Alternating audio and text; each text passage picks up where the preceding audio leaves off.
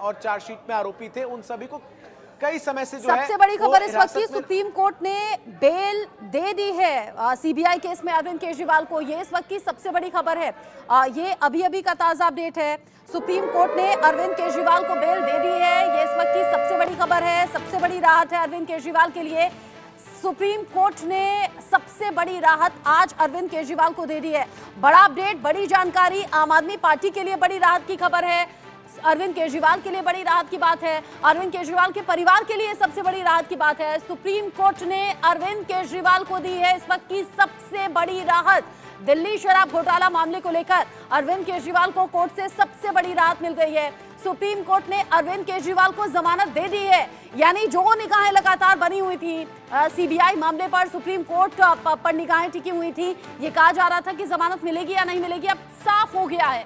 21 मार्च को ईडी ने गिरफ्तार किया था, लेकिन आज ये राहत मिल गई है अरविंद केजरीवाल को सीबीआई की तरफ से। 13 सितंबर को, यानी लंबा वक्त जेल में उन्होंने काटा है, लेकिन आज 13 सितंबर को सुप्रीम कोर्ट ने राहत दे दी है। ये राहत बड़ी इसलिए भी है क्योंकि ऑलरेडी ईडी मामले में जमानत पाई है। 10 लाख के दो मुचलके होंगे, माफ कीजिएगा, 10 लाख के 2 मुचलकों पर अरविंद केजरीवाल को मिली है इस वक्त की सबसे बड़ी राहत। सुप्रीम कोर्ट ने अरविंद केजरीवाल को जमानत दे दी है। एक जज ने अरविंद केजरीवाल को जमानत दी है। देखना दिलचस्प ये भी है दूसरे जज क्या टिप्पणी करते हैं। एक जज ने अरविंद केजरीवाल को जमानत दे दी है। 10 लाख के 2 मुचलकों पर अरविंद केजरीवाल को जमानत मिली है। 2 जज इस पूरे फैसले को पढ़ रहे हैं। 2 जज कह रहे हैं कि हमने गिरफ्तारी की वैधता पर भी विचार किया है, हमने इस बात पर भी विचार किया है कि गिरफ्तारी सही है, वो गलत नहीं है, यानी किसी तरह से उल्लंघन नियमों का नहीं हुआ है सीबीआई की गिरफ्तारी में। अभी दूसरे जज का फैसला आना बाकी है। तो चंदन, एक जज ने फैसला सुना दिया जमानत का, दूसरे जज का फैसला अगर डिफर होता है तो कुछ हो सकता है क्या ऊंच नीच? नहीं, उसमें भी जो है क्लैरिटी आ चुकी है। जस्टिस भुयान की तरफ से कहा गया है कि जो सीबीआई ने अरेस्ट किया इसकी लीगैलिटी पर ओपिनियन डिफर कर सकते हैं, लेकिन जो अपीलेंट है यानी अरविंद केजरीवाल, उनके रिलीज को लेकर दोनों जजों में एक राय है। तो ये भी स्पष्ट है कि दोनों जजों ने कहा है कि अरविंद केजरीवाल को राहत जो है वो फौरी तौर पर इस वक्त दी जानी चाहिए और केजरीवाल को जो है वो रिलीज करने का ऑर्डर जो है वो दे दिया गया। बहुत बड़ी राहत है ये अरविंद केजरीवाल के लिए, आम आदमी पार्टी के लिए, क्योंकि जिस तरीके से इस पूरे मामले में आम आदमी पार्टी के तमाम टॉप लीडरशिप जो है वो जेल में नजर आए थे, मनीष सिसोदिया, संजय सिंह और सभी एक एक करके, जो सबसे बड़ा बेसिस रहा है इन सभी के छूटने का वो यही रहा है कि जांच एजेंसियों ने इनको हिरासत में तो ले लिया, लेकिन इनके खिलाफ कोई ठोस सबूत अब तक इकट्ठा नहीं कर पाई कोर्ट के सामने।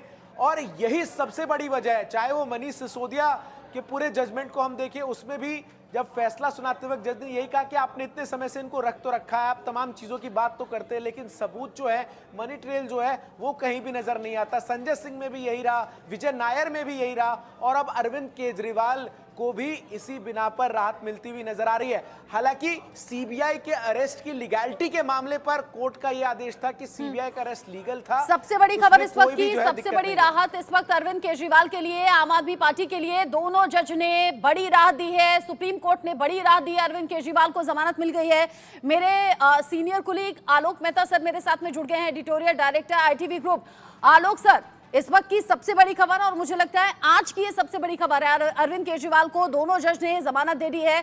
10 लाख के 2 मुचलकों पर जमानत, और सीधे तौर पर यही एक लॉजिक दिया गया कि इतने लंबे वक्त तक जेल में रखना ठीक नहीं। हालांकि सीबीआई की गिरफ्तारी को उन्होंने लीगल माना, ये कहा कि उल्लंघन वो नहीं है, गिरफ्तारी ऐसा नहीं है कि गलत थी, लेकिन इतने लंबे वक्त तक जेल में रखना ठीक नहीं है और इसीलिए जमानत दे रहे हैं। ये जमानत आम आदमी पार्टी के लिए, अरविंद केजरीवाल तो राहत की बात है, लेकिन हरियाणा विधानसभा चुनाव में भी ऐसा लगता है कि संजीवनी अब मिल गई है आम आदमी पार्टी को।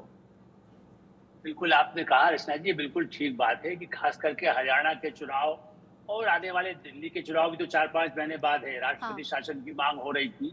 इस दृष्टि से इसका एक बड़ा महत्व आम आदमी पार्टी के लिए है और इसका फायदा कितना ले पाते हैं आपने देखा। दिल्ली पंजाब में पिछली बार तो फायदा मिला ही था, तो चुनाव में आम आदमी पार्टी की हरियाणा में भी जो परीक्षा होना है, देखिए जम्मू कश्मीर में तो उसका उतना प्रभाव अभी नहीं है, महाराष्ट्र में देखेंगे। लेकिन एक बात रचना जी ध्यान दीजिए, उनकी पार्टी जो दावा करे, लालू यादव के केस में मुझे और सबको, दुनिया को याद है, भारत को याद है कि जमानत मिलना आपको दोष मुक्त नहीं करता। जमानत अधिकार है, यही तो चीफ जस्टिस इतनी बार कह चुके हैं। तो अब मतलब खास करके पिछले 2-3 ऐसे मामले आए, उस समय उन्होंने इस बात को रेखांकित किया। इसके पहले इतनी बात नहीं कही जाती थी, और इसलिए इसको ये माने कि अभी आम आदमी पार्टी कहेगी बस हम सब मुक्त हो गए, जैसे अपने संवाददाता कह रहे थे कि सबूत नहीं है, इसीलिए रखा गया। चार्जशीट के बाद ही जमानत मिल पाती। देखिए, जो कानून के आप विशेषज्ञों से भी बात करेंगी, जितना मैं समझता हूँ वर्षों से, किसी भी केस में जमानत मिलती है, और जमानत के बाद जब इसका पूरा फैसला यदि जल्दी होगा तब सजा होगी। तब 2 साल की सजा पर भी चुनाव में भाग ले सकते हैं, लेकिन 3 साल 2 साल से अधिक सजा हो जाएगी तब वो किसी भी चुनाव में 6 साल तक हिस्सा नहीं ले सकेंगे, जो लालू यादव का हुआ। इसलिए इस पर अभी झंडा बुलंद कर ले 2 महीने 4 महीने 2 साल, मैं नहीं जानता, क्योंकि वो कितने प्रक्रिया भारत की यही तो सबसे खराब है। जो लगातार ट्रायल हो, उसके बाद फैसला हो जाए कि भाई इसको सजा, चाहे वो फांसी का हो, चाहे किसी और भ्रष्टाचार का हो, किसी तरह के मामलों में लटकाए रखना, जो सुप्रीम कोर्ट का कहना है। लेकिन सुप्रीम कोर्ट से भी यही कहा जाता, तारीख पर तारीख किसने ली थी? अरविंद केजरीवाल ने 10-10 बार सारे समन जाने के बाद भी नहीं किया। जांच के जो दस्तावेज आए हैं, जो पूछताछ हुई है, अब वो उस पर कोर्ट में बहस होगी। जमानत पर आप चाहे जुलूस निकालें, चाहे फूल बरसा लें, लेकिन ये याद रखिए, किसी भी केस में हम लोग, अरे डिफेमेशन केस में जमानत मिलती है तो संपादक वो होता है रिहा। बाल ठाकरे तक को सजा हो गई थी, तो ये नहीं कहिए कि सजा नहीं हो सकती है। जमानत के बाद सजा का प्रावधान भारतीय संविधान, भारत के कानून हर संहिता में है। इसलिए हम लोग उस तरह से, ठीक है, सेंसेशन के लिए कह दीजिए जमानत मिल गई, केजरीवाल जी करोड़ों अरबों रुपया खर्च कर देंगे अपने प्रचार में, वो हो सकता है वो जीत के आ जाए, प्रधानमंत्री बन जाए 6 साल बाद। लेकिन आज की स्थिति में ये केस चलेगा, और ऐसे केसेस में चाहे बड़े बड़े लेकिन अगर ये भी ढूंढने जाएं कि कौन सा नेता है जिस पर कोई केस ना हो, और आप इससे पहले अलग अलग डिस्कशन में आलोक सर कह भी चुके हैं कि भाई जो जितना बड़ा नेता उतने बड़े केस, और अगर जेल चले जाएं तो फिर तो यहाँ से राजनीति और ज्यादा चमक जाती है। ये सटायर भी इसे कह सकते हैं। विनीत जिंदल मेरे साथ में जुड़ गए हैं, सुप्रीम कोर्ट के लॉयर हैं। अरविंद मोहन सर भी मेरे साथ में जुड़ गए हैं, consulting editor ITV group. Arvind Mohan sir, पहले आपका रिएक्शन में ले लेती हूँ। अरविंद केजरीवाल को जमानत मिल गई है। नहीं, जमानत मिलना के लक्षण दिखाई देने लगे थे। कोर्ट जिस किस्म की क्वेरीज कर रहा था, जिन इश्यूज को पकड़ रहा था, वो मुझे लगता है वो काफी सीरियस हैं, और वो जमानत से ऊपर जाते हैं। और अभी आलोक जी जो कह रहे थे कि ये फैसला नहीं है, ये बात सही है, जमानत मिलना फैसला नहीं, और मामला चलेगा ही, और मामला ऐसे नहीं निपटता है।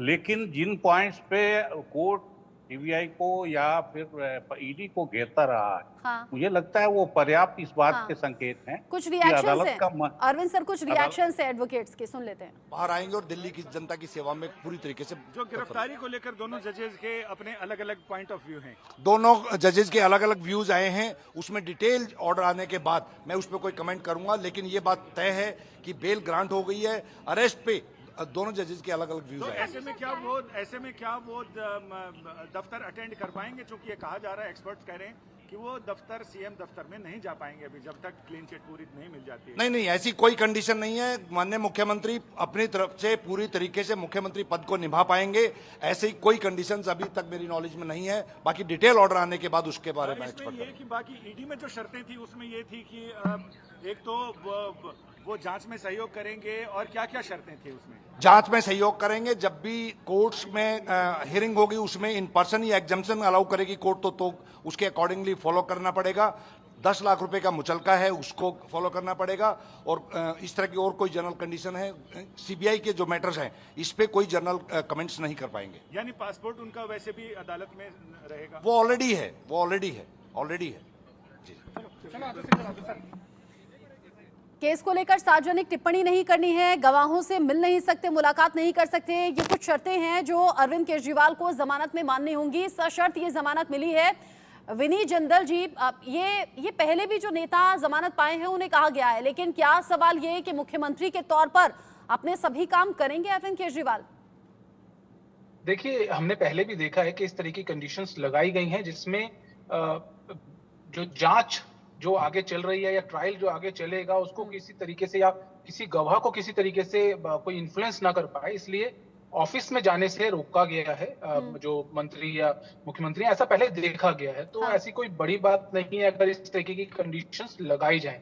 और मुझे लगता है बहुत अप्रोप्रिएट भी है। देखिए कैपिटल के चीफ मिनिस्टर है अरविंद केजरीवाल और एक इन्फ्लुएंशियल मैं कहूँ कि पोस्ट है ये, तो मुझे लगता है कहीं ना कहीं ये कंडीशन होनी चाहिए कि आप किसी भी तरीके से जो ऑफिस है सीएम ऑफिस जो है उसके जरिए किसी को इन्फ्लुएंस करने की कोशिश नहीं करेंगे। या आप देखिए एक बहुत इंटरेस्टिंग पॉइंट यहाँ पे ये भी है कि सीएम के पास कोई अपना विभाग नहीं है। हाँ। उन्होंने कोई भी विभाग अपने पास नहीं रखा हुआ है। हाँ। तो कोई जरूरी नहीं है उनका सीएम ऑफिस में जाना। तो मुझे लगता है ऐसे में ये कंडीशन बहुत अप्रोप्रिएट है। यानी आप कह रहे हैं कि बतौर सीएम वो काम करते रहेंगे लेकिन किसी बड़ी साइन पर सिग्नेचर नहीं करेंगे। अरविंद सर मेरे साथ में हैं, आलोक सर मेरे साथ में है, विनीत जी आप भी मेरे साथ में रहिएगा। आज की ये सबसे बड़ी खबर है, सौरभ भारद्वाज कुछ बोल रहे हैं, सुन लेते हैं। आज अखबारों में छपा है करीब 40 लोगों को एक्यूज बनाया गया था और मात्र 2 लोग आज जेल में बचे थे, तो बेल तो मिलनी तय थी। मगर जो सुप्रीम कोर्ट ने आज केंद्र सरकार की इन्वेस्टिगेटिंग एजेंसीज के बारे में